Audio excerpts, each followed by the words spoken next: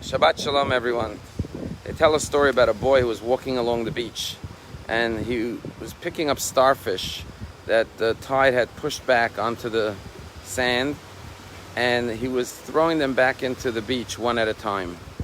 And a man came along and said to him, "Young boy, what difference does it make? There are thousands of starfish dying along the beach. What difference does it make if you throw a few starfish back?" And the little boy picked up another starfish, threw it back into the ocean, and said, "To that starfish, it made all the difference in the world." Sometimes we ask ourselves, what difference can our actions have? But we have to look no further than this week's Torah portion, the story of Noach. In a corrupt and a wicked generation, he maintained his righteousness. And thanks to Noach, God spared him and his family, and all future generations owe a debt of gratitude to Noach, because he maintained his morality despite the corruption of his times. And thanks to him, we are all alive today, because he and his family were saved, and the future of mankind was saved together with Noach and his family in that ark. However, there's a debate in the Talmud. Two great rabbis dispute one word. When the Torah says Noach was righteous, the Torah says he was a righteous man in his generation. So the rabbis ask, why does it emphasize he was righteous in his generation? So the first rabbi, whose name is Reish Lakish, says, well, the Torah is saying that even in a corrupt and a wicked, evil generation, he was righteous. How much more so had he lived in a different generation? He would have been even greater. However, Rabbi Yochanan says, no, the opposite is what the Torah is teaching us. That he was only considered righteous in comparison to the wicked people of his times. But had he lived in an ordinary generation with good people, he would be no tzaddik, righteous person at all. He would just be an ordinary person. He was only a tzaddik by comparison to everyone else. And the question is, it says in Ethics of Our Fathers, always judge people favorably. Have you done it kanadam l'kav zchut? So why would Rabbi Yochanan undermine the righteousness of Noach by saying, oh, he was only righteous in comparison to everyone else? Why give him an unfavorable judgment? Why not say what Reish Lakish said, that the Torah is emphasizing that even in a wicked generation he was righteous, how much more so in a good generation?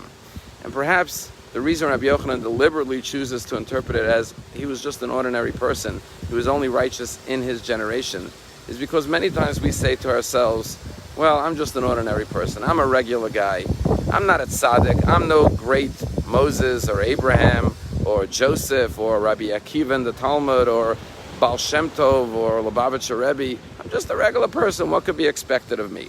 Comes Noach and says, sometimes ordinary people could do extraordinary things. Sometimes ordinary people could literally save the world.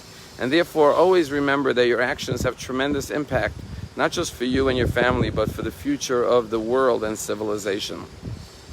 You know, there was tremendous news this week. Sudan, an African country, an Arab African country bordering Egypt, has decided to make peace with Israel.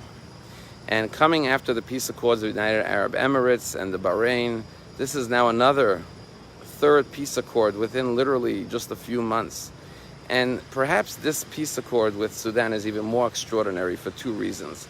The first reason it's so extraordinary is because the United States, the White House, President Trump said that in order for them to recognize the peace accord between Israel and Sudan, they first have to compensate victims of terrorism, because they harbored terrorists which attacked U.S. military bases, and they need to compensate the families of these victims of terrorism.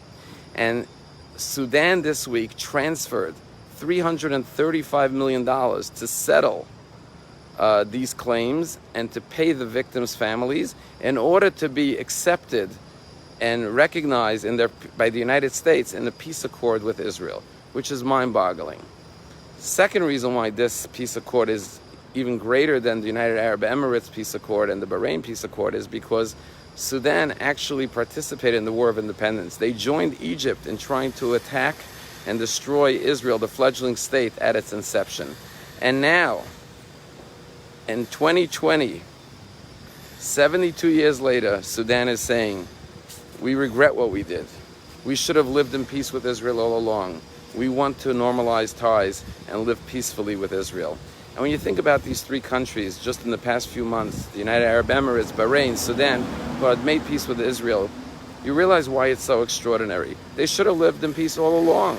They should have done the right thing from day one. But living in such a hostile environment, the Middle East, where there's so much hatred and so much violence and terrorism and irrational bias towards Israel, just for standing up and doing the right thing, they have become heroes today. And their actions will not only save the future of their countries, but also shape the future of the Middle East, God willing, for good, and literally impact not just millions or hundreds of millions of lives, but even billions of lives in the future. Like Noach, like these Arab countries, we have to realize that when we stand tall and proud for our values and our principles, just like Noach, we may not be a tzaddik, as Rabbi Yochanan says. We may think we're just ordinary, but sometimes ordinary people could have an extraordinary impact on the world and the future. Shabbat Shalom.